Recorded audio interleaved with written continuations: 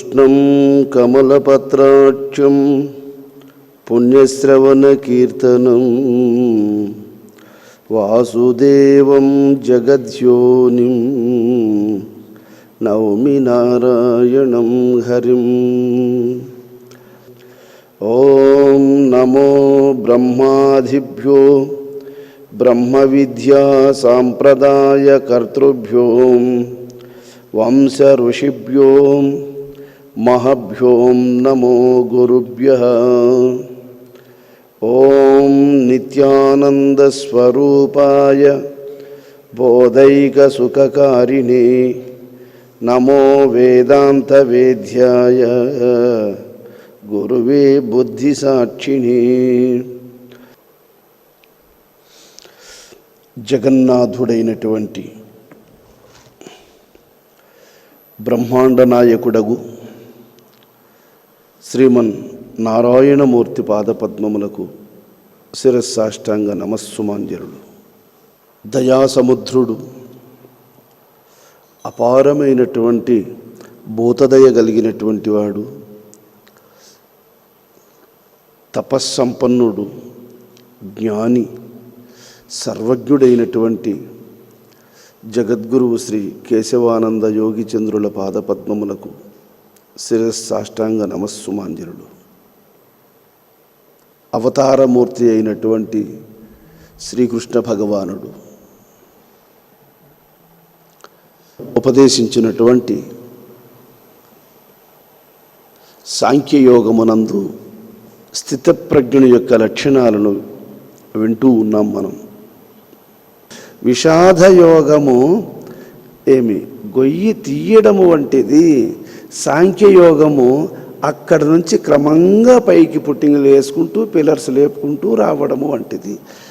ఆ విషాదయోగము తరువాత దాని మీద 17 అంతస్తులు భగవానుడు లేపాడండి. దాని మీద 17 అంతస్తులు లేపాడు. అది భగవద్గీత. అందులో మనం ఇప్పుడు గ్రౌండ్ ఫ్లోర్ అంటే ఏమి భగవద్గీతకు పునాది అయినటువంటి యొక్క యోగ ధర్మాలను వింటున్నాం. భగవంతుని యొక్క అనుగ్రహాన్ని సంపాదించడానికి జ్ఞానికి కావలసినటువంటి ప్రయత్నాలను, జ్ఞాని అనుసరించవలసినటువంటి నియమావళిని భగవానుడు హెచ్చరిక అనగా ఇదివరకు అనేక జన్మాదులలో కలిగినటువంటి పొరపాటు ఇక జరగకూడదని అలర్ట్గా ఉండి ఈ పవిత్రమైనటువంటి మానవ జన్మను సార్థకం చేసుకోవాలని స్వామివారు హెచ్చరిస్తున్నారు. ప్రసాదే సర్వ దుఃఖానాం హానిరస్యోపజాయతే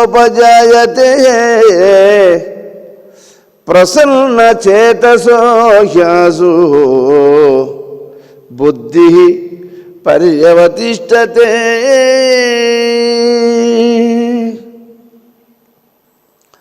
అల ప్రసాదంబు లభించినప్పుడే వాని సర్వ దుఃఖంబులకు హాని సంభవించు. మనసు నైర్మల్యమును పొందు మరియు బుద్ధి చంచలింపక స్థిరపడు సత్వరముగా.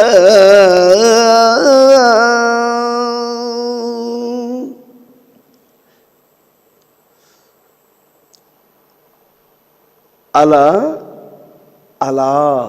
ప్రసాదము లభించినప్పుడు ఎలాగా? ఇదివరకు పూర్వము చెప్పినటువంటి శ్లోకాలన్నిటినీ మైండ్లోకి యాడ్ చేసుకొని ఆ భావములు స్వామివారు అక్కడ చెప్పినటువంటి సమాధానములన్నిటినీ గుర్తు చేసుకోవాలని దాని అర్థం. గుర్తు చేసుకొని అల ప్రసాదంబు లభించినప్పుడే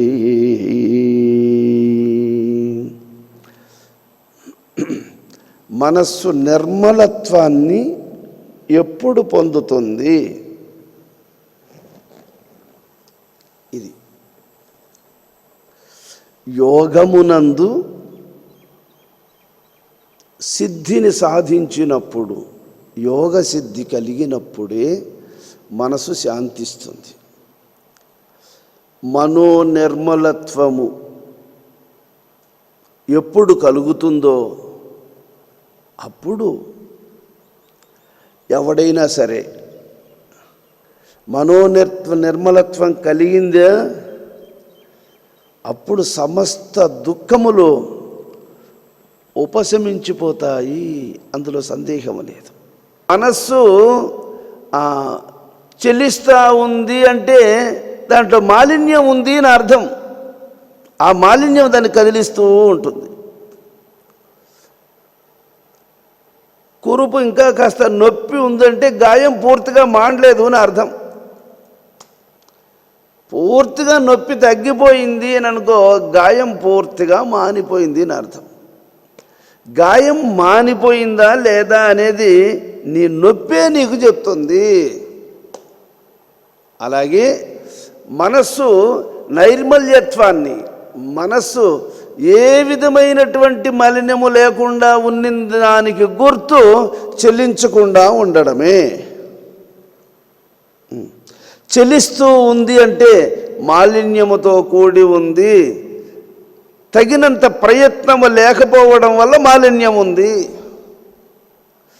ఆ వివేకము, ఆ నిశ్చయాత్మకమైనటువంటి బుద్ధి, దృఢమైనటువంటి ప్రయత్నము లేకపోవడం వల్ల అది మిగిలింది. ఇంకా నువ్వు చేయవలసిన వర్క్ ఇంకా మిగిలిపోయింది అని అంటే దాన్ని పూర్తి చేయదగినంత శ్రద్ధ నువ్వు తీసుకోలేదు కాబట్టి మిగిలి ఉండదు. నువ్వు చేయాల్సిన వర్క్ ఇంకా మిగిలిపోయింది అని అంటే దాని అర్థమేమి? దాన్ని పూర్తి చేయదగినంత శ్రద్ధ నువ్వు తీసుకొని చేయలేదు కాబట్టి అది మిగిలింది. అలాగే మనసులో మాలిన్యం మిగిలి ఉంది అని అంటే దాన్ని కూడా తొలగించడానికి తగినంత ప్రయత్నం చేయలేదు కాబట్టి అది మిగిలింది. ఇక్కడ కర్మలోపము అంటే నువ్వు చేయవలసింది చేయలేదు, నీకు అందవలసినంత అందలేదు. అది న్యాయం. అందువల్ల ఈ ప్రసాదము, ఏ ప్రసాదము? ఆత్మ సాక్షాత్కారం అనే ప్రసాదము అలప్రసాదంబు లభించినప్పుడే అనేసాడు. ఆత్మ సాక్షాత్కారం కలిగినప్పుడే వాని సర్వ దుఃఖంబులకు హాని సంభవించు.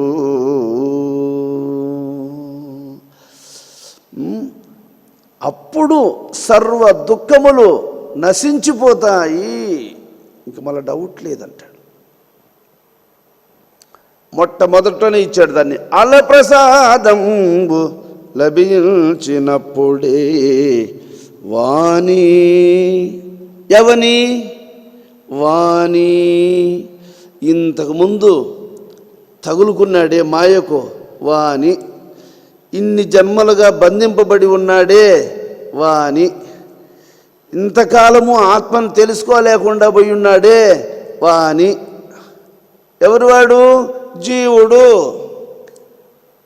వాడెవడు అంటే జీవుడు. అందువల్ల ఇక్కడ వాని సర్వ దుఃఖములకు హాని సంభవించు. వానికి దుఃఖ కారణములు ఎన్ని కలవో అన్నిటికీ ఏమి తొలగిపోయే సమయం ఆసన్నమైపోయింది.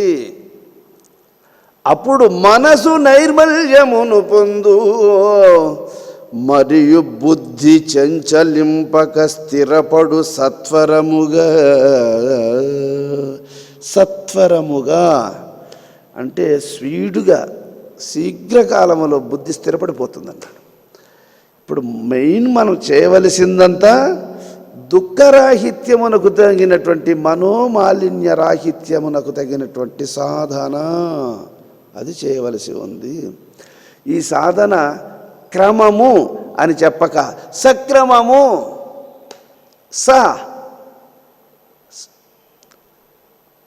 సహనం ఓర్పుతో, సాహసం ధైర్యముతో, సమర్థవంతుడై, సాధ్యమును సాధించాలి. ఇది సా. ఆ సాకు చివర ఏర్పడిందే సో. అది శోకరాహిత్యమునకు సోహం ఒక్కటే సమర్థవంతముగా తొలగించదగిన సత్తా కలిగింది. కాబట్టి ఆ పరమహంసోపాసనాపరునకు మాత్రమే శోకము తొలగిపోతుంది. ఇది సోహభావంబు, ఇది మూల మంత్రము, ఇది తెలియ ఇహ మందు ఇక పుట్టడన్నా, ఇది తెలియనేరికి ఇలా సాధ్యమును కాదు, ఇది తెలసి నటించు ఇతడి సద్గురువు. ఇది మూలము. మంత్రము అనగా తంత్రం అనే శరీరాన్ని నడిపించడం కోసం ధరించిన స్వరూపమే మంత్రస్వరూపం. అది మంత్రం కూడా కాదు. ఎందువలంటే తంత్రాన్ని తన అధీనములో పెట్టుకోవలసి వచ్చింది. ఎంచేత జీవునికి దాని మీద ఆసక్తి ఉంది కాబట్టి. ఒక చిన్నపిల్లాడు వాడిని బజారుకు తిరణాలకు తీసుకొని పోయినాము, వాడు నాకు ఆ బొమ్మ కావాలని ఏడుస్తాడు. ఇంకేం చేస్తాము? ఆ బొమ్మ ఏమన్నా వీనికి కూడు పెడుతుందా? ఆ బొమ్మ ఏమన్నా వీనితో మాట్లాడుతుందా? ఆ బొమ్మ ఏమైనా వీడిని చేయబట్టుకొని అట్లా వాకింగ్ ఏమన్నా నడిచి వస్తుంది వెనకంటే ఈడే బొమ్మను ఎత్తుకోవాల్సిందే. ఏమి ఆ బొమ్మ ఈయన్ని ఎత్తుకోదు, ఈడే దాన్ని చూసి ఆనందపడాల్సిందే. ఆ బొమ్మ ఏమి ఈయన్ని చూసి ఆనందపడదు. అయినా ఈడు బొమ్మను కావాలంటాడు. ఇంకేం చేస్తావు? వాడు పోని వాని ఏడుపుకు కారణం ఈ బొమ్మేనని చెప్పి వానికి ఆ బొమ్మను తీసిస్తారు కదా తల్లిదండ్రులు. అలాగా ఆ జీవుడు ఈ బొమ్మ కోసం ఏడుస్తూ ఉన్నాడు కాబట్టి దేవుడు ఈ బొమ్మను ఇచ్చాడు. ఇంక ఈ బొమ్మను ఆడించాలి అంటే దానికి తారక మంత్ర స్వరూపాన్ని ధరించి ఆయనే దీని లోపల ప్రవేశించి దీన్ని కదిలిస్తూ ఉన్నాడు. ఇది మంత్రం, ఇది తంత్రం. దానికి అందమైన మాట చెప్తాడు రామకృష్ణ పరమహంస గారు. చిన్న పిల్లవాడిని ముందు బొమ్మ వేస్తుంది అమ్మ, ఆడుకుంటూ ఉంటాడు. వాడు ఆ బొమ్మను అటు తోస్తాడు, దాన్ని పట్టుకుంటాడు, దాని దగ్గరికి లాక్కుంటాడు, దాన్ని పొల్లిస్తాడు, దొల్లిస్తాడు. అది చేతికి అందకుండా జరిగిపోతుంది. దూరంగా పోయినప్పుడు అది మళ్ళీ దానికోసం దోగాడుతూ ఇలాంటి ఆటలు ఆడుకుంటూ ఉంటాడు వాడు బొమ్మతో. ఎప్పుడు కడుపులో ఆకలి ఎత్తుకుంటుందో ఏమి ఆ ఆకలి బాధ బొమ్మ వల్ల తీరదు అని తెలుసుకుంటాడు. బొమ్మను పక్కకు దోసేసి అమ్మ కోసం ఏడుస్తాడు వాడు. బొమ్మను పక్కకు దోసేసి అమ్మ కోసం ఎప్పుడైతే ఏడుస్తాడో అమ్మ వంటింట్లో పని చేసుకుంటూ ఉంటుంది కదా, అరే వీనికి ఇంకా బొమ్మతో పని లేదు, అమ్మ కోసం ఏడుస్తున్నాడు, ఇంకా అమ్మని నేను పోవాల్సిందే తప్పదని అప్పుడు పరిగెడుతూ వెళ్ళి బిడ్డను ఎత్తుకొని ఒళ్ళో పడుకోబెట్టుకొని పాలు ఇచ్చేస్తుంది. కడుపు నిండా పాలు తాగుతాడు, ఒళ్ళోనే నిద్రపోతాడు వాడు. అలాగా మనం ఇంతవరకు తల్లి వంటి గురుని బోధ తప్పక మది నుంచరా అని పెద్దలు చెప్తే తల్లితో సమానమైనటువంటి గురుబోధను పక్కన పెట్టేసి బొమ్మతో ఆటాడుకుంటున్నాం. ఇంతకాలం ఈ బొమ్మతోనే ఆడుకుంటున్నాం. దీనితో సుఖము లేదని తెలుసుకొని దీన్ని పక్కన పెట్టి అమ్మ కోసం ఏడ్చినప్పుడే గురుబోధ నీకు లభిస్తుంది. దీంతో సుఖము లేదు. ఏమి ఇంతవరకు ఆడి ఆడి ఆడి ఆడి అలసిపోయినాము. ఏమి దీంతో ఆడుకునే కొద్దీ అలసట తప్ప సుఖము లభించదని దాన్ని పక్కకు దోసి అమ్మ కోసం ఏడ్చినప్పుడే ఇంకా అమ్మ ఎక్కడో లేదు, బిడ్డను కనిపెట్టుకొని ఉంటుంది. అలాగ భగవంతుడు ఎక్కడో లేడు, దీన్ని ఎప్పుడూ కనిపెట్టుకొని ఉన్నాడు. ఆ సమయం ఇప్పుడు ఆసన్నమైంది కాబట్టి ఆయన కోసం ఎదురు చూసి తప్పిస్తున్నాం కాబట్టి అర్జునునికి బోధ లభించినట్లు మనకందరికీ కూడా బోధన వినగలిగే ప్రాప్తం ఇప్పుడు కలిసి వచ్చింది. ప్రతి జీవియు దుఃఖరాహిత్యము ఆనంద ప్రాప్తి అను ఈ రెండింటిని కోరుచున్నాడు. ప్రతి ఒక్కరూ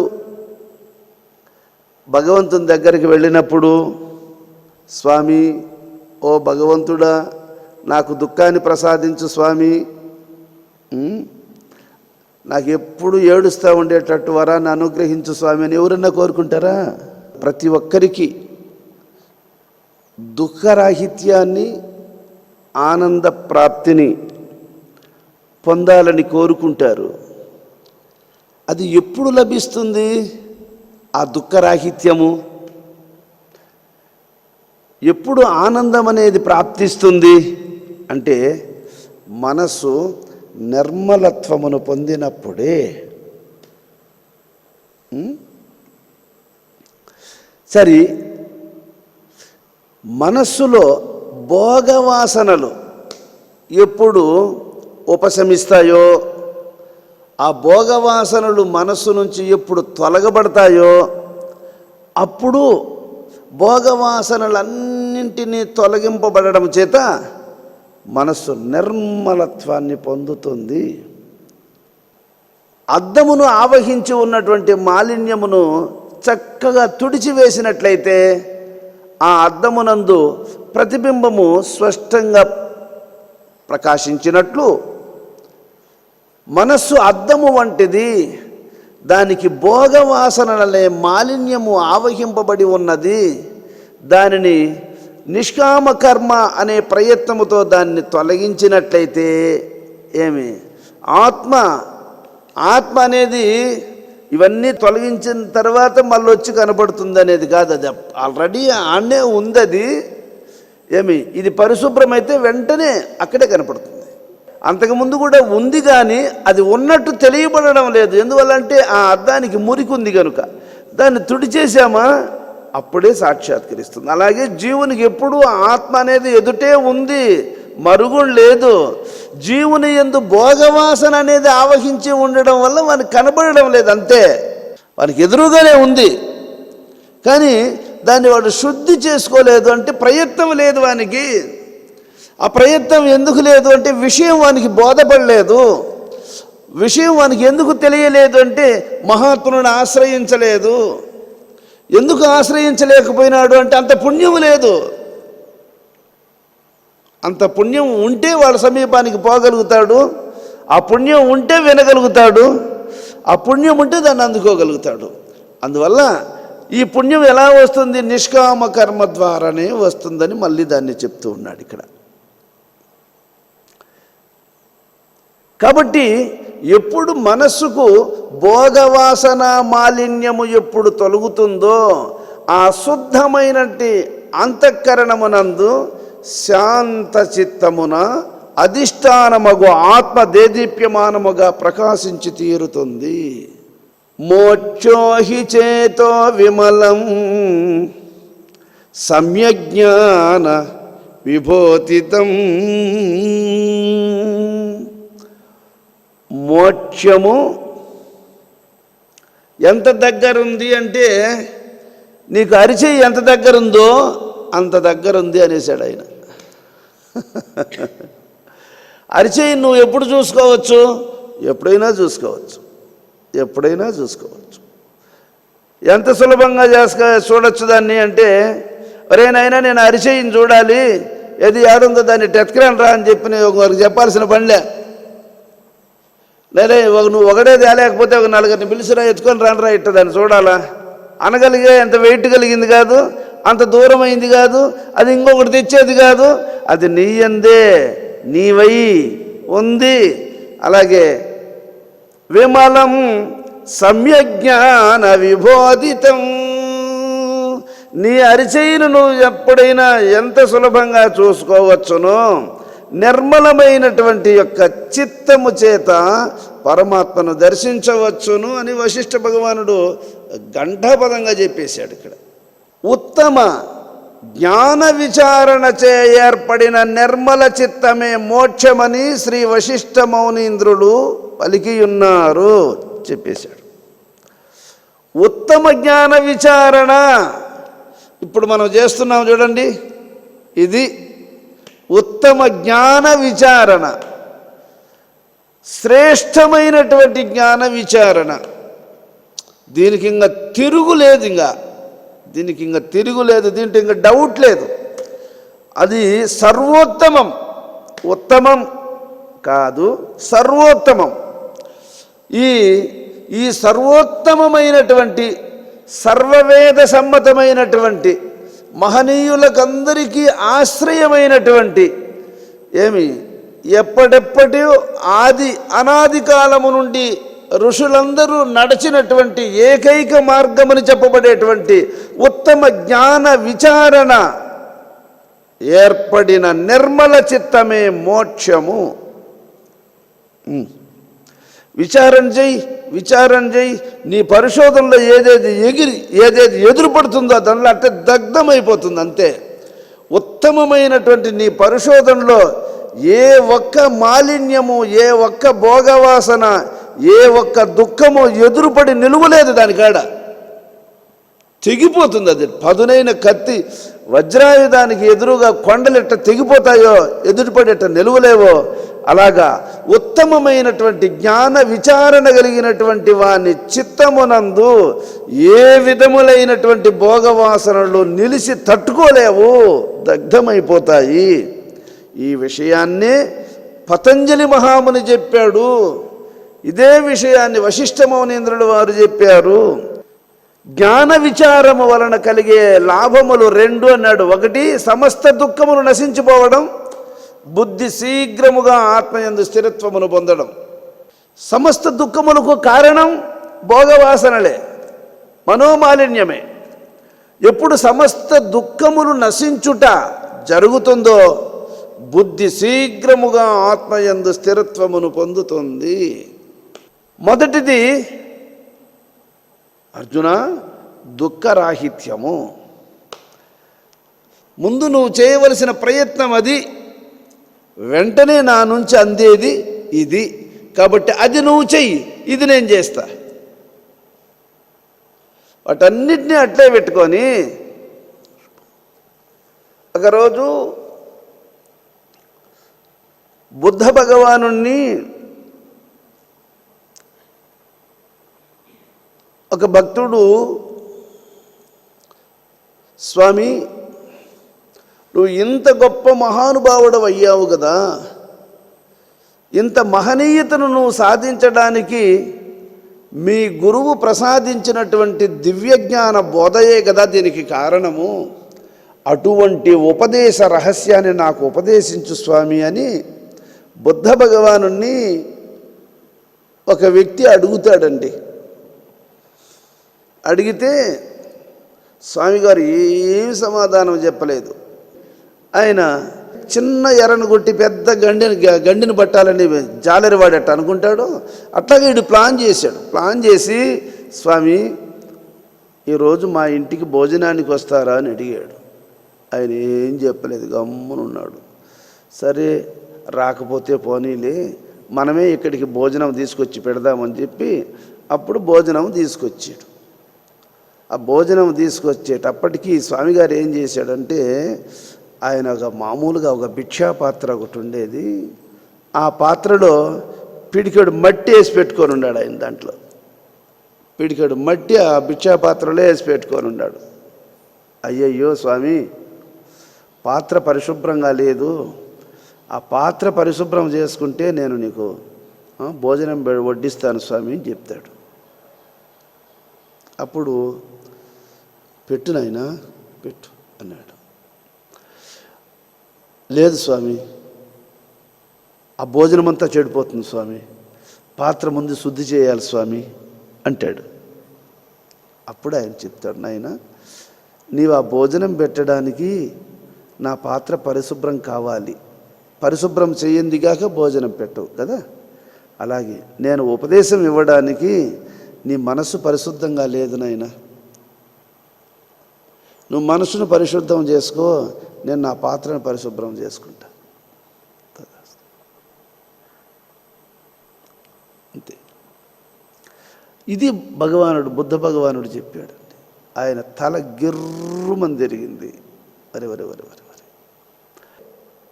పిడికెడు భోజనం పెట్టడానికే, ఆ భోజనం కూడా 6 గంటల సేపు మాత్రమే పనిచేస్తుంది, ఆ తర్వాత పనిచేయదు. అంతటి స్వల్పకాల సుఖాన్ని ఇచ్చేటువంటి భోజనం పెట్టడానికే పాత్ర బాగలేదు, అందులో నేను భోజనం ఎలా పెట్టగలను అని చెప్పి నువ్వు అనుమానిస్తున్నావంటే, శాశ్వతమైనటువంటి సుఖాన్ని అనుగ్రహించదగినటువంటి యొక్క ఉపదేశాన్ని మలిన చిత్తునికి ఎలా ఇవ్వాలి? అందుకు ఆత్మదర్శనం ఎందుకు అవ్వలేదు అంటే నీ చిత్తము మలినంగా ఉంది కాబట్టి భగవంతుడు దాన్ని ఇవ్వలేడు.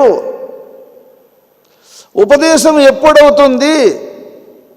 నిజంగా ఉపము ఆదేశము, ఉపదేశం ఎప్పుడు నీకు లభిస్తుందంటే ఆత్మ సాక్షాత్కారం కలిగిన నాడే నీవు నిజంగా ఉపదేశమును పొందినవాడవు. ఆ ఆత్మ సాక్షాత్కారాన్ని నువ్వు పొందలేదు అనంటే నువ్వు చేయవలసింది ఇంకా ఉంది. దాని పట్ల నీకు శ్రద్ధ లేదు, దానికి తగినటువంటి ప్రయత్నం లేదు.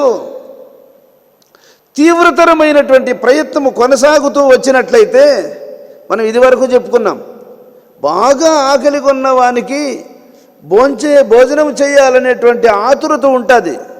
కానీ కంచం దగ్గర కూర్చొని కొద్ది కొద్దిగా తినేటప్పటికీ ఆకలి శాంతిస్తూ వస్తుంది. అలాగే సాధన పెరిగే కొద్దీ సాధనలో తీవ్రతరమైనటువంటి యొక్క ప్రయత్నము కొనసాగింపబడే కొద్దీ మనస్సులో ధైర్యము, స్థిరత్వము, నిర్మలత్వము, కొన్ని అనుభూతులతో ఆనందము మనస్సు అందుకుంటూ ముందుకు వస్తుంది. కడుపు పూర్తిగా నిండిపోయింది, అమ్మా ఇంకా చాలమ్మా అని తృప్తిగా చెప్తావు ఆ మాట. తృప్తిగా నిండిపోయింది కాబట్టి తృప్తిగా చెప్పేస్తావు ఆ మాట. కాబట్టి ఆత్మసాక్షాత్కారం అనేది ఎప్పుడు కలుగుతుందంటే సంపూర్ణంగా తొలగింపబడిన తర్వాత భోగవాసనలు వెలితి లేకుండా పరిపూర్ణమైనటువంటి యొక్క ఆత్మసాక్షాత్కారం నీకు కలిగిపోతుంది. అది ఉపదేశం. మొట్టమొదటిది దుఃఖరాహిత్యము, రెండవది ఆనంద ప్రాప్తి. మనకు విలువైనటువంటి వస్తువులు బజార్లో ఒక అంగడిలో ఉన్నాయి, అది మనం తీసుకుంటే అది మనకు ప్రాప్తించినట్టు లెక్క. తీసుకునేదానికి సిద్ధంగా ఉంటాం, వాడు ఇవ్వద్దా? మనం తీసుకునేదానికేమో సిద్ధంగా ఉంటాం, చేతులు చాంపుకొని, వాడు ఇవ్వద్దా? ఎప్పుడు ఇస్తాడు? దానికి తగినంత మూల్యము చెల్లిస్తే అప్పుడు ఇస్తాడు. కాబట్టి నువ్వు చేయవలసినంత సాధన నువ్వు చేస్తే నీకు రావలసినంత మోక్ష ఫలం నీకు వస్తుంది. నువ్వు చేయవలసినంత సాధన చేయకుండా నీకు ఆ వస్తువు రావాలంటే ఎక్కువ వాల్యూ చేసేది తక్కువ అమౌంట్తో వాడు నీకు ఇచ్చాడు అనుకో, వాడు నష్టపోతాడు. కాబట్టి అలా ఇవ్వడానికి లేదు, చట్టం ఒప్పుకోదు. కాబట్టి దుఃఖరాహిత్యము మొట్టమొదట అది నువ్వు చేయవలసిన ప్రయత్నం. దానికి ఉపమానాలు ఎన్నో చెప్తున్నా కదా. ఆ దుఃఖాన్ని తొలగించడానికి కారణం, చీకటి తొలగించడానికి దీపం ఎట్లా కారణమవుతుందో, దుఃఖాన్ని తొలగించుకోవడానికి నిష్కామ కర్మ యోగం అట్లా సాధనమవుతుంది. నిష్కామ కర్మ అని చెప్పక నిష్కామ కర్మ యోగం అని చెప్పాడు అక్కడ. యోగముతో కనెక్షన్ ఉండి చేయాలి నిష్కామ కర్మ. అప్పుడు దుఃఖరాహిత్యం కలుగుతుంది, అప్పుడు ఆనంద ప్రాప్తి కలుగుతుంది. తగినంత అమౌంట్ మనం చెల్లించినప్పుడు ఆ వస్తువు మన చేతికి మళ్ళీ నిరభ్యంతరంగా మన చేతికి వచ్చేస్తుంది. మన ఇష్టం, మళ్ళీ మనం ఎట్టయినా వాడుకోవచ్చు దాన్ని మన చేతికి వచ్చిన తర్వాత. అలాగే దుఃఖరాహిత్యమునకు తగినటువంటి ప్రయత్నం సాధకుడు చెయ్యాలి. ఇది మన భుజస్కంధముల మీద ఉంది ఈ బాధ్యత.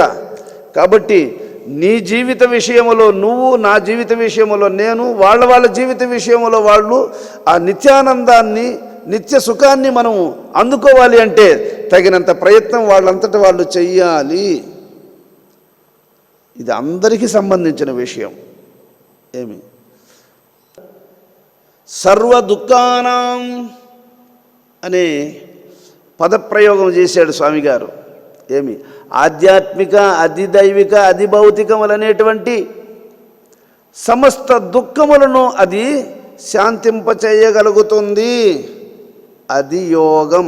యోగం అంటే ఆత్మతో మనస్సును కలపడమే యోగము. ఇప్పుడు నాకెప్పుడు వచ్చిందండి ఈ జ్ఞానము అంటే, నా గురువుతో కలుసుకున్న తరువాత, ఆయనతో కలుసుకోవడం వల్ల ఆయన యందు ఉన్నటువంటి ఆ దివ్య జ్ఞానము శిష్యునికి కూడా ప్రాప్తిస్తుంది. ఆయనతో కలుసుకోకుండా ఉన్నంతకాలం ఈ జ్ఞానం అసలు దాని ఛాయలైనా మనకు బోధపడినాయా? మరి యోగం అంటే ఏంటి? ఆత్మతో జీవాత్మ కలుసుకోవడమే యోగము. అప్పుడు సర్వ దుఃఖానాం, సమస్త దుఃఖములు వదిలిపోతాయి. ఏదో ఒకటో రెండో దుఃఖములు నశించుట కాదు. ఏమి ఈ యోగం వల్ల ఏదో ఒకటి రెండు దుఃఖాలు పోతాయి కానీ అన్నీ పోవని చెప్పలేదు. సర్వ దుఃఖానాం, మొత్తం ఒక్కటి కూడా ఆపలేదు అక్కడ. అవి ఆధ్యాత్మిక, అది భౌతిక, అది దైవిక, అది సమస్త దుఃఖములు దాని వలన ఉపశమించునని స్పష్టంగా చెప్తూ ఉన్నాడు. ఆహా, ఎట్టి అమోఘ ఫలితములు! దుఃఖములోబడి మ్రగ్గుచూ తాపత్రయములచే దహింపబడు ఒక్క క్షణకాలమైనను సుఖమును శాంతిని పొందుటకు నోచుకొనలేని జీవునకు ఇంతకు మించిన ఫలితం ఏమి కావాలని నాతో కొందరు చెప్తూ ఉంటారు. ఏమని? స్వామి, నరకము అనుభవిస్తూ ఉండాను స్వామి, ఈ బాధ నుంచి ఎట్లా స్వామి బయటపడేది అని కొందరు ఈ కుటుంబ వ్యవహారాలలో నుండి బయటపడలేక అప్పుల బోధ ఒకటైతే, రోగ బాధలు మరొకటైతే, కొడుకు కోడలు వినలేదని మరొకటైతే, పిల్లలు చదువుకోలేదనేది ఇంకొకటైతే, వాళ్ళకు పెళ్ళిళ్ళు కాలేదని ఇంకొక బాధ అయితే, ఇదివరకు పెళ్ళిళ్ళు చేసినటువంటి పిల్లలకు చేసినటువంటి అప్పులు తీరలేదనేది బాధ మరొకటైతే, దానికి తగినంత ఆదాయం సమకూరలేదనేటువంటి బాధను ఇంకొకటైతే, నరకము స్వామి ఇలా చెప్తూ ఉంటారు నాకు ఇవన్నీ. కానీ వీటన్నిటికీ కారణం ఎక్కడుంది? ఆ పాయింట్ చెప్పు స్వామి అని అడిగారు. ఒకవేళ అది వాళ్లకు అంత చెయ్యాలంటే మేము యాడ్ చేస్తాం స్వామి, అంత నిలకడ మాకు యాడుంది స్వామి, అంత ఆలోచన చేసే అవకాశం మాకు యాడుంది స్వామి, అంతసేపు నీ దగ్గర కూర్చోవాలంటే మాకు ఆ తీరిక యాడుంది స్వామి, మేము ఇట్లే ఏడుస్తూనే ఉంటాము కానీ నీ దగ్గర కూర్చొని వెళ్ళలేము స్వామి అన్నట్లు మాట్లాడుతూ ఉంటారు వాళ్ళు. గొప్ప రోగం వచ్చేసింది, ఏమి బెడ్ మీద అడ్మిట్ అవ్వాలి, ఒక నెల రోజులు బెడ్ మీద ఉండాలి అంటే డాక్టరు అన్ని రోజులు మేము ఇక్కడ ఉండడానికి కుదరదు స్వామి, నేను ఇంటికి పోతా స్వామి అని అంటే వాడు ఏం చేస్తాడు చెప్పు? ఇంకా మూల పడిపోతావు, ఇంకా అంతే వదిలేస్తాడు అంతే.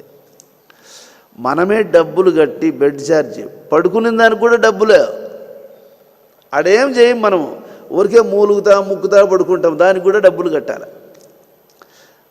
ఏమి పడుకునేదానికి కూడా డబ్బులు కట్టాలి, వాళ్ళు ఇచ్చే మెడిసిన్కి అంతా డబ్బులు కట్టాలి, వాళ్ళు చేసిన సర్వీసింగ్ అంతా డబ్బులు కట్టాలి. కానీ గురువు ఏమైనా అలా అడుగుతున్నాడా మిమ్మల్ని? ఏమన్నా అయినా నేను ఇంత బోధ చెప్తున్నాను నాకేమన్నా ఇవ్వండిరా అని చెప్తున్నాడా?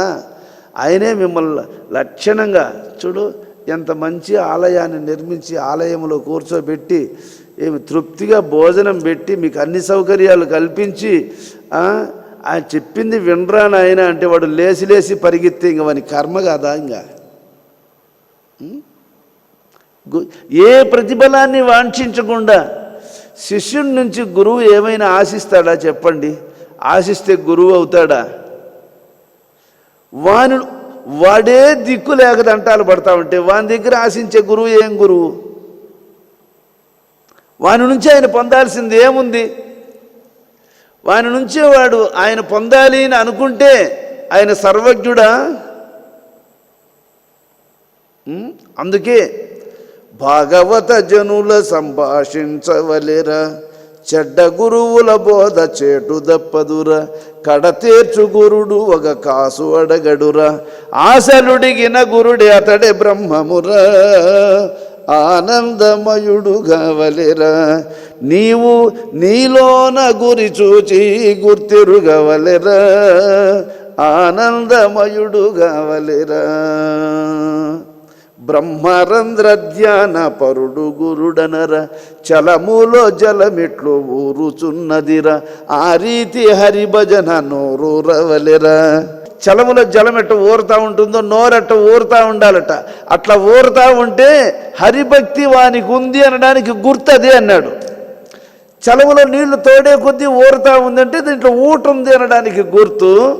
ఎంతసేపు మాట్లాడినా భగవద్వాక్యాలను ఇంకా ఎడతెరిపి లేకుండా మాట్లాడగలుగుతున్నాడు అని అంటే ఆయన హరిభక్తి, భగవంతుని యొక్క సహకారం ఆయనకుంది. ఆయన హృదయంలో భగవంతుడుండి ఈ మహావాక్యాలన్నింటినీ అందిస్తున్నాడు ఆయన నోటికి, ఆయన నాలుకకు అనడానికి అది గుర్తు అంటాడు ఆయన. జలము చలములో ఎట్టు ఊరుచున్నదిరా, ఆ రీతి హరిభక్తి నోరూరవలెరా, గణనీతులిట్టనుచు గణుతి చేయుమురా, వెళ్ళి వచ్చిన వాక్కు వేదామృతము కావలెరా అంటాడు. మన నోట వెలువడినటువంటి ప్రతి మాట ఏ వేదములో అయినా చూసుకో, గురువు ఏం చెబుతున్నాడు అది నువ్వు ఎన్ని వేదాలైనా శోధించు. గురువాక్యం శాస్త్ర దృష్టాంతం, ప్రతి శాస్త్రంలోనూ గురువు చెప్పింది కనబడుతూ ఉంటుంది. గురువు అంతటివాడు. చిత్తశుద్ధిని సాధించుట కొరకై భగవానుడు కరుణతో, అయ్యో నాయనా రే, ఇప్పుడు మీరు వినకపోతే ఏమి వెంటనే కాచుకొని ఉందిరా కర్మ, అది నీచ జన్మాదులకు దోసుకొని పోతుంది. నాయన నా మాట వినండ్రా తండ్రి, నాయన నా మాట వినండ్రా అని ఆయన కరుణతో బోధించుచున్నాడు అంటాడు. కరుణతో. కొందరేమనుకుంటారు తెలుసా, ఈయన ఏదో చాలా న్యాగ్గా మాట్లాడుతున్నాడు, ఓయమ్మో మనల్ని ఏమన్నా చేస్తాడేమో, వాని కర్మ వాన్ని అలా అనిపిస్తుంది అంతే. ఈయన మనల్ని అందరినీ అట్రాక్ట్ చేయడానికి అలా మాట్లాడుతున్నాడు అని అనుకుంటారు. ఓరి బుద్ధి లేనివాడా, ఎప్పుడు తెలుసుకుంటావు ఆయన్ను? తెలుసుకోలేడు. వాని తెలివైన వాడిని నేను అని అనుకుంటాడు, కానీ వాని తెలివే వానికి మోసం చేస్తూ ఉందని వాడు గ్రహించలేడు. మా గురువుగారి దగ్గరికి ఒక ఆయన వచ్చాడు. వస్తే స్వామిగారు ఇలా చూశాడు. సూర్యునికి ఎదురుగా మినకర్బూసి వస్తూ ఉందబ్బా అన్నాడు స్వామిగారు. ఆయన హై స్కూల్ హెడ్ మాస్టర్. అప్పటికి నేను మినగరబోసినా, స్వామి సూర్యుడు, నేను మినగరబోసినా, తత్ ఈ స్వామి నాకొద్దు అని చెప్పి ఒక్క నిమిషం కూడా అక్కడ ఆగకుండా వెళ్ళిపోయినాడు. వెళ్ళిపోయి 3 సంవత్సరాల ఆశ్రమానికి రాలేదు. ఆయన దగ్గర చదువుకున్న ఒక ఆయమ్మ మా స్వామిగారి శిష్యురాలు.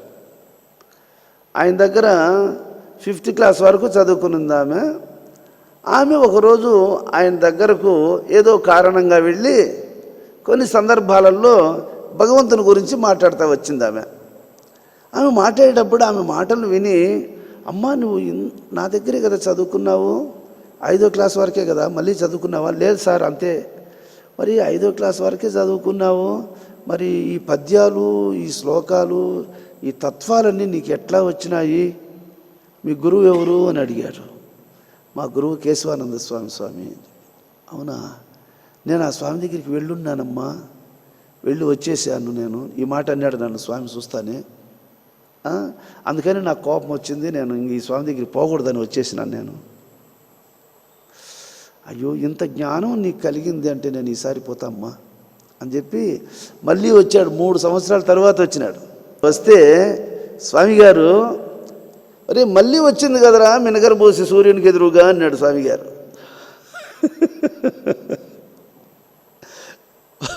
వాళ్ళకి మరుపు ఉందేమో చూడండి వాళ్ళు.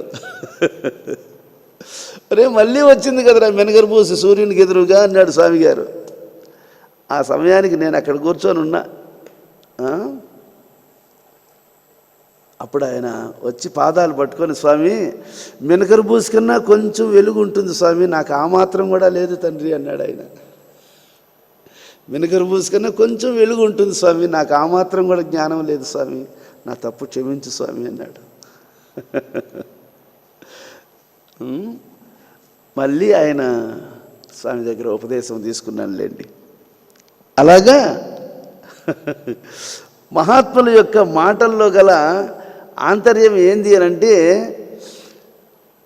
ఎరుకే ఎరిగించును సర్వము వినరా. ఎరుకంటే వెలుగు. ఏ వెలుగు? వెలిగిస్తే వెలిగే వెలుగు కాదు, గాలి తోలితే గాలి ప్రజలకు ఆరిపోయేటువంటి దీపంలో వెలిగే వెలుగు కాదు. అది మినగరు బూసిలో ఉంటుంది చూడండి వెలుగు, అది ఎరుక. చీకట్లో మినుగురు బూసులు తళ తళ తళ అని మెరుస్తూ ఉంటాయి చూడండి వెలుగు, అది అగ్గితో వెలిగే వెలుగు కాదు, అది ఎరుక. స్వామి గారు చెప్పారు నాకు ఆ విషయాన్ని. నాయన ఎరుక అంటే ఏంది? అదిగో చీకట్టుదా అదా చూడరా, ఆ మినుక్కు మినుక్కు మినుక్కు అంటా ఉండదే, అదేరా వెలుగు. జీవుని యొక్క స్వరూపం అదే అని చెప్పాడు స్వామి గారు. జీవుని యొక్క స్వరూపం అదే, అది తారకం అంటే. తారకం అంటే ఏమి? ఆ వెలుగే తారకం, ఆ వెలుగే తారకం. ఆ కొంచెము వెలుగు ఉంది కాబట్టి జీవునికి అనంతమైనటువంటి వెలుగును పొందగలిగే అదృష్టం ఉంది. ఆ కొంచెం కూడా వెలుగు లేదు అని అనుకో, జీవుడు ఎప్పుడు పొందలేడు. ఇంకా ఆ కొంచెమైనా ఉంది, ఆ అంశం. జీవుడు పరమాత్మ యొక్క అంశమే, పరమాత్మని యొక్క వెలుగులో ఒక భాగమే, ఒక మెనుగురే. అదే ఈ మెనుగురు బూసి. బూసి అంటే చీకటి, మినుగురు అంటే వెలుగు. మెనుగురు బూసి అంటే ఆ చీకట్లో మాత్రమే కనపడుతుంది, కానీ పగులు కూడా ఉంటుంది దానికి ఆ వెలుగు. కానీ సూర్యుని యొక్క ప్రతాపంలో ఆ మినుకులు కనపడవు, ఆ మినుకులు కనపడవు. అలాగా మినుగురు బూసి వంటి జ్ఞానము కలిగినటువంటి జీవుడు కోటి సూర్యులకు అనంతమైనటువంటి యొక్క కాంతి స్వరూపాన్ని పొందుతాడు. ఎప్పుడు? దుఃఖరాహిత్యమును పొందినప్పుడు, మనోమాలిన్యమును తొలగించుకున్నప్పుడు అట్టి స్థితిని పొందుతాడు. కాబట్టి చిత్తశుద్ధిని సాధించమని భగవానుడు కరుణతో బోధిస్తూ ఉన్నాడు. ఎన్ని జన్మలకైనా సరే ఈ సంసార యాతన శమించనేరదు. శాసించాడు ఇక్కడ. నువ్వు ఈ ప్రయత్నం చేయకపోతే అది తొలగదు, ఎన్ని జన్మలెత్తినా తొలగదు. అరే మరి అట్లయితే ఇప్పుడు మనకి ఎంత గొప్ప అవకాశం చూడు. జగద్గురువు కేశవానంద యోగిచంద్రుల వారు అంతటి గురువు దొరికాడు. ఏమి పవిత్రమైన మానవ జన్మము, గ్రహించగలిగేటువంటి జ్ఞానం ఉంది, పాయింట్స్ కరెక్ట్గా అర్థమైంది. ఇప్పుడు నీకేం కొదవలేదు. ఇప్పుడెందుకు ప్రయత్నం చేయవు? ఇప్పుడెందుకు నిర్లక్ష్యం చేస్తావు? ఇప్పుడెందుకు శ్రద్ధ తీసుకోవు? నీకేం తక్కువ? భగవంతుడు నీకేం తక్కువ చేశాడు? అటువంటి గురువునిచ్చాడు, అటువంటి జన్మనిచ్చినాడు, అటువంటి జ్ఞానాన్ని ఇచ్చాడు, అటువంటి అవకాశాన్ని ఇచ్చాడు, అటువంటి తెలివిని ఇచ్చాడు, తెలుసుకోగలిగినటువంటి ప్రాజ్ఞతని ఇచ్చాడు. ఒక చిన్న ప్రయత్నం చేస్తే ఇన్ని తోడు అయినాయి. కాబట్టి ఇంక నువ్వు ప్రయత్నం ఒక్కటి చేస్తే చాలు, సఫలత పొందేస్తావు. కాబట్టి చెయ్యాలి. ఇక్కడ బుద్ధి పర్యవతిష్టతి, చిత్తము ఎప్పుడు నైర్మల్యము, మనోమాలిన్యము ఎప్పుడు కలుగుతుందో, ఎప్పుడు స్థిరత్వము కలుగుతుందో, ఇక జీవుని ఆనందమునకు ఇంకా అవధులు ఉండవు అంటాడు. ఒకరోజు 2003 సంవత్సరము డిసెంబరు 31వ తేదీ, ఆ రోజు నాగమహాసేను యొక్క జీవిత చరిత్రను వింటున్నా. ఎక్కడ? రావి చెట్టు కింద. వేరే భక్తుడు వచ్చి, నాయన ఆ మహాత్ముని యొక్క ఆ అనన్యమైనటువంటి గురుభక్తిని గురించి నాకు ఒకసారి వినిపించరా, వినాలని మనసులో ఉంది అని అడిగితే, అప్పుడు అతడు చదివాడు దాన్ని. నాగమహాశయుడు రామకృష్ణ పరమహంస ఆయన ప్రాణము కంటే గురువు ఎక్కువ, అలా ప్రేమించేవాడు, అలా సేవించేవాడు నాగమహాశయుడు గురువును. ఆ చరిత్ర ఒకసారి చదవండి, మీకు అప్పుడు అర్థమవుతుంది నాగమహాశయుడు అంటే ఎంతటివాడు. రామకృష్ణ పరమహంస ఎంతటోడో అంతటోడని స్వామిగారే చెప్పాడు. ఎవరు? పరమహంసే చెప్పాడు. నాయనా నిన్ను ఆదర్శంగా తీసుకుంటున్నాను రా నేను మహాశయ అంటాడు ఆయన. నాతో సమానుడురా నువ్వు అని చెప్పలా, నిన్ను ఆదర్శంగా తీసుకుంటున్నాను నాయనా నేను మహాత్మా, అది నీకు అట్ట పట్టుబడిందిరా అనేవాడట స్వామి గారు. అంతటోడు నాగమహాశయుడు. మరి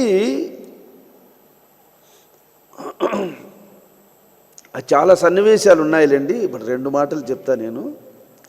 నాగమహాశయుడు రామకృష్ణ పరమహంస గారు ఇలా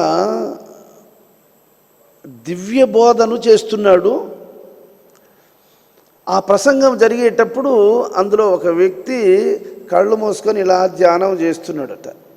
నాగమహాశయుడు ఒక మూల కూర్చొని ఉంటాడట, ఎప్పుడు లాస్ట్లో చివర మూల కూర్చుంటాడట ఆయన. ఎందుకని అంటే స్వామిగారి శిష్యులు అందరిలో కూడా నేను ఎనుగుబడిన వాడిని, అందరికంటే తక్కువ వాడిని, అందరికంటే చిన్నవాడిని, నేను ఉండాల్సిన చోటు అది అని లాస్ట్లో చివర మూల కూర్చుంటాడట ఆయన. ఎప్పుడైతే వీడు కళ్ళు మూసుకొని కూర్చొని ధ్యానం చేస్తున్నాడో లేచి సింహం అయిపోయాడట. ఎవడా బుద్ధిహీనుడు, సాక్షాత్తు భగవంతుడే సాకార రూపములో అవతరించి సద్గురు చక్రవర్తి ఇన్ని అమోఘ ధర్మములు మాట్లాడుతూ ఉంటే ఆ మహనీయుని కనులారా చూచి సంతోషించకుండా కళ్ళు మూసుకుంటాడు ఎవడ్రాయుడు అనేశాడట. ఆయనకి ఎదురుగా కళ్ళు మూసుకొని కూర్చుంటాడు ఎవడ్రా వీడు. ఆయన ఎవరిని కానీ అటు దురుసుగా మాట్లాడాడు, కానీ అది నచ్చలేదు ఆయనకు. అప్పటి నుంచి భగవంతుని యొక్క గురువు యొక్క సన్నిధిలో ఇప్పుడు కాదు నువ్వు ధ్యానం చేయాల్సింది, ఇంటికి పోయిన తర్వాత. ఇప్పుడు ఆయన్ని చూడు, ఆయన ఏం చెప్తున్నాడు విను, దాన్ని ఉపాసించు, దానిని మననం చెయ్యి, అంతేగాని ధ్యానం చేయాల్సింది ఇక్కడ కాదు, ఇప్పుడు విను మళ్ళీ పోయి చెయ్యి అని అంతటితో ఆపేశాడు, గమన కూర్చున్నాడు. ఇంకొక సన్నివేశంలో ఏం జరిగిందంటే తుపాకీ ఎత్తుకొని వేటకు పోతున్నారట 2 మిత్రులు. ఆ వేటకు వచ్చి ఆ నెమలి అనేటువంటి పక్షిని చూసి తుపాకీ ఎత్తారట. ఎత్తితే ఆ చెట్టు కింద ఎక్కడో కూర్చొని ఉన్నాడు నాగమహాశయుడు. ఎంత రివ్వుమని వచ్చి ఇద్దరిని వాని చెయ్యి ఈయన చెయ్యి ఇద్దరి చేతులు ఇట్టు పట్టుకునేసాడట. పట్టుకునేస్తే అతని చేతుల్లో నుంచి విడిపించుకోలేక తంటాలు పడారట వాళ్ళిద్దరూ, ఆ వేటగాళ్ళిద్దరూ. వాళ్ళిద్దరి చేతుల్లో ఉండే తుపాకులను ఓడబెరుక్కొని ఎతకబోయి గంగానదిలో బారేసేసాడట. వాళ్ళు ఆయన్ను ఎదిరించలేక, ఆయన చేతిలో నుంచి విడిపించుకోలేక అంతటి బలము ఆయనకు ఆవేశించిందట. జీవహింస అనేది ఆయన తట్టుకోలేడట. ఒక ప్రాణిని చంపడం అనేది ఆయనకు భరించలేనటువంటి బాధ. ఆయన ఇల్లు చెదులు పట్టిపోతే, స్తంభాలన్నీ చెదులు పట్టిపోతే ఒక భక్తుడు వచ్చి అయ్యయ్యో ఈ చెదులు పట్టిపోయింది కదా స్వామి అని చెప్పి వాడు ఒక రాడ్డు ఒకటి ఎత్తుకొని ఇటు తట్టాడట. స్తంభానంతా తట్టితే ఆ పురుగులన్నీ, చెదులు పురుగులన్నీ జల్ స్తంభంలో నుంచి రాలిపోయినట్టు కింద. అప్పుడు ఒరే నాయనా ఎంత హింస చేసేవురా నువ్వు స్వామి, ఓ చెదులు పురుగులారా, స్వామి మీరు పండి పండి, వాడు తెలివి తక్కువ పని చేసినాడు స్వామి, మీరేం అనుకోవద్దు స్వామి, మీరు మళ్ళా పండి, మళ్ళా పోయి తినేయపోండి స్వామి, మీ ఆకలికి అంతరాయం కలిగించాను స్వామి, నా తప్పు స్వామి అని చెప్పి ఆ చెదులు పురుగులు మళ్ళా పోయేంత దాకా ఆయన వాటికి నమస్కారం చేస్తూనే ఉంటాడట. ఏమి కారుణ్యం ఇది. ఆ ఇల్లు అట్లే చెదులు బట్టి అట్లే కూలిపోయిందంట నాయన. అది దాన్ని కప్పనేడు ఏమి.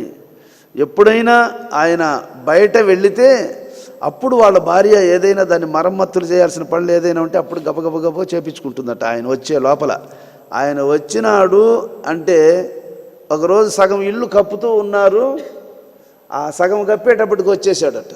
వస్తా ఉన్నట్లే ఆ చెదులు పట్టిపోయిందంతా దిగదోసి కప్పాలని చెప్పి వాడు సగం దిగదోసినాడు.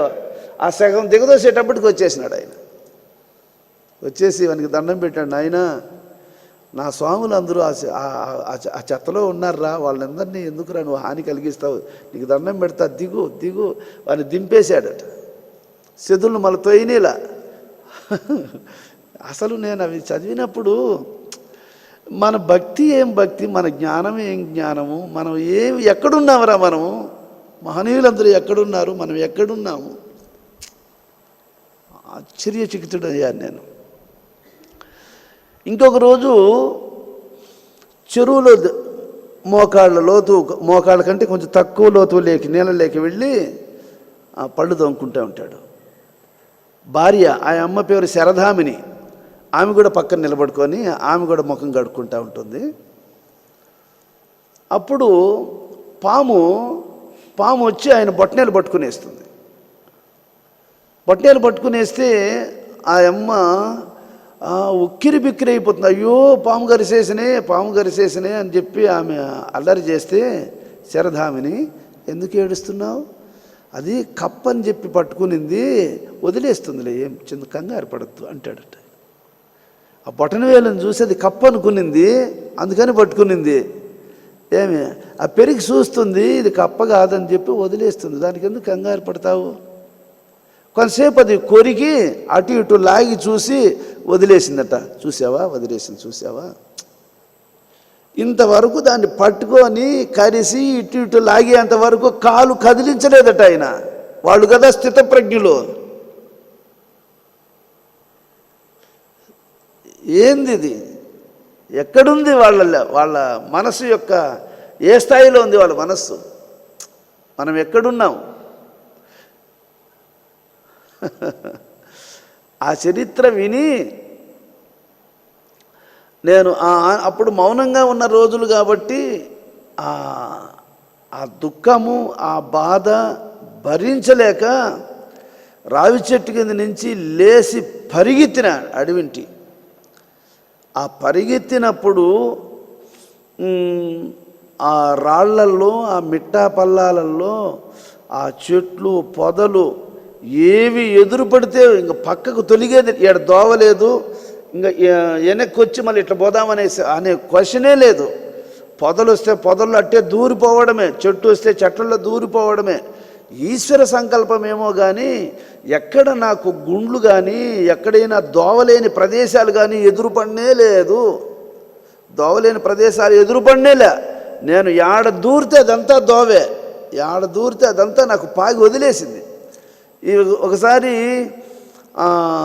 అదే ఆ ప్రయాణంలో ఈ చెట్లు పట్టుకొని గోచి కూడా రాలిపోయింది. ఆడపోయిందో కంపలు పట్టుకొని పోయింది, అది గోచిపోయింది దోవలోనే.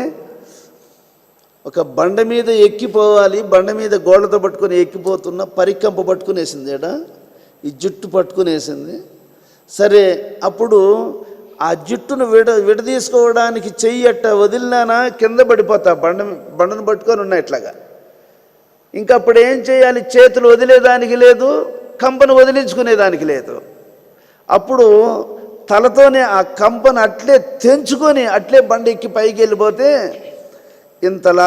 ఇంతలావు పరికంప కొమ్మ, బారడు పొడుగు కొమ్మది ఒళ్ళుకు తగులుకొని వెనకంటి వచ్చేసింది, అది తెగిపోయి. ఏమి మత్తది?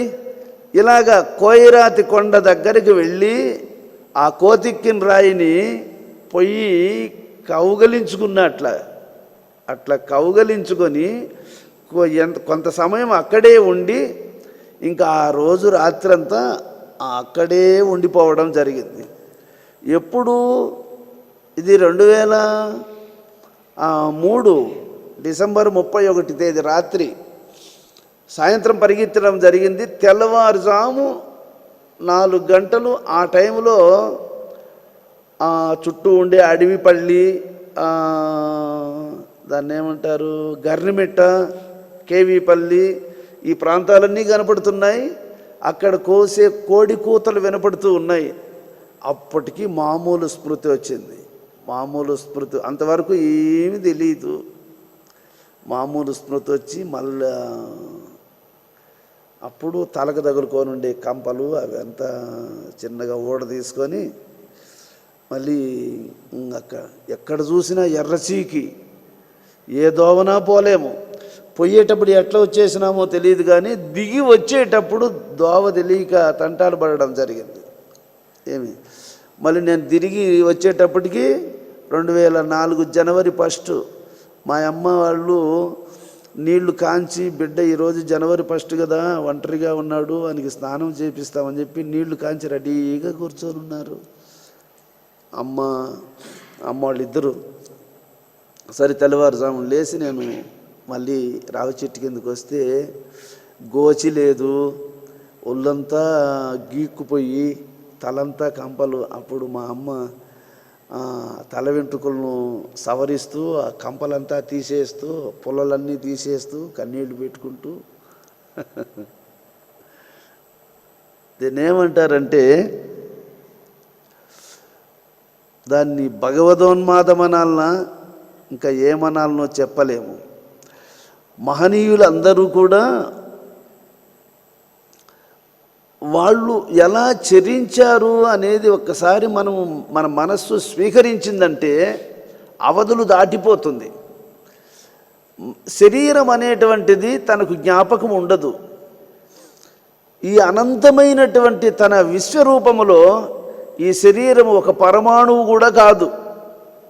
అటువంటి స్థితిలోకి మనస్సు వెళ్ళిపోయినప్పుడు దీని ద్వారా ఏం జరుగుతున్నాయి, ఇది ఎక్కడుంది, ఇది ఏమవుతా ఉంది అనే ఎరుక లేని స్థితి అది. ఇది భావముగన్న భావాతీతమురా, భావములకు అతీతమైనటువంటి యొక్క స్థితి. కాబట్టి దుఃఖరాహిత్యము, ఆనంద ప్రాప్తి.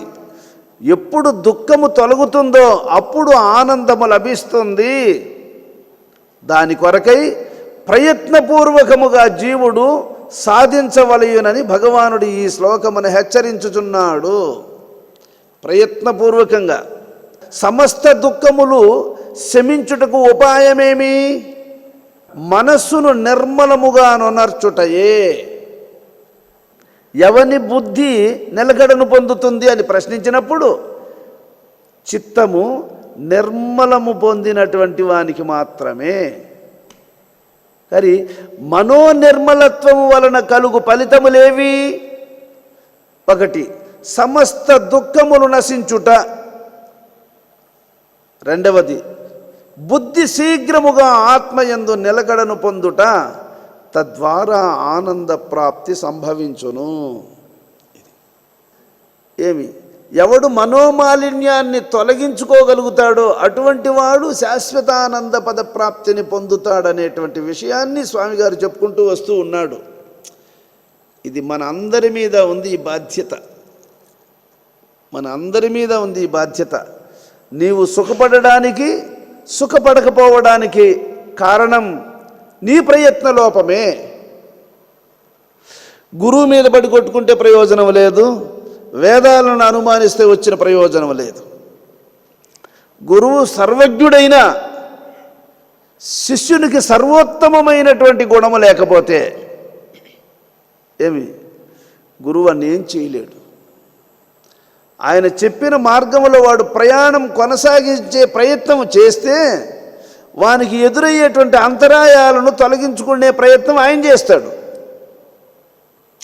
ఆయన చెప్పిన మార్గములో ప్రయాణం చేసే ప్రయత్నం వాడు చేస్తే వాని మార్గములో వానికి ఎదురయ్యేటువంటి అంతరాయాలను ఎదురుపడనివ్వకుండా తొలగించుకుంటూ వెనకంటి సపోర్ట్ చేయగలిగినటువంటి ప్రయత్నం ఆయన చేస్తాడు.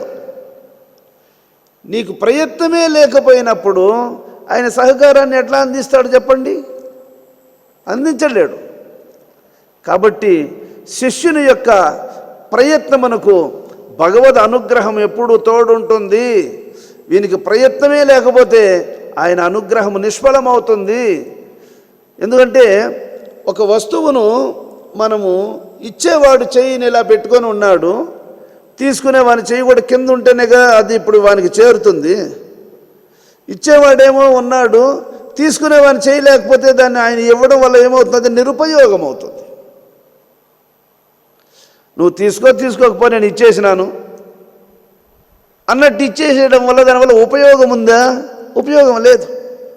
అందువల్ల ఆశ్రయించేటువంటి గుణం శిష్యునికి ఉన్నప్పుడు అనుగ్రహించేటువంటి యొక్క భావన భగవంతుని యందు ఎప్పుడూ ఉంటుందనేది శాస్త్రం మనకు చెప్తూ ఉంది. ఈ భగవద్గీతను మరలా అందరూ ఒకసారి మననం చేసుకొని శ్రద్ధ తీసుకొని ఎంత వీలైతే అంత మన పని ఇంకేంది అదే పని. ఏమిటా పని అంటే కర్మయోగ సహాయంబు గనక నరుడు జ్ఞాని అయి సన్యసించుట కష్టతరము. ఇంకా కర్మయోగంలో వస్తుంది ఆ పద్యం, ఆ శ్లోకం. కర్మయోగము బ్రహ్మమును గనగజేయు మననశీలున కతి శీఘ్రమున ధరిత్రి అంటాడు గీతాచార్యుడు. కర్మయోగ సహాయంబు గనక జ్ఞాని అయి సన్యసించుట కష్టతరము అంటాడు. కాబట్టి నిజ కర్మ చేయుచు ఫలకాంక్ష వదులుట మేలు అని ఇంకొక చోట చెప్పాడు. నిజం ఏది? ఆత్మ నిజం.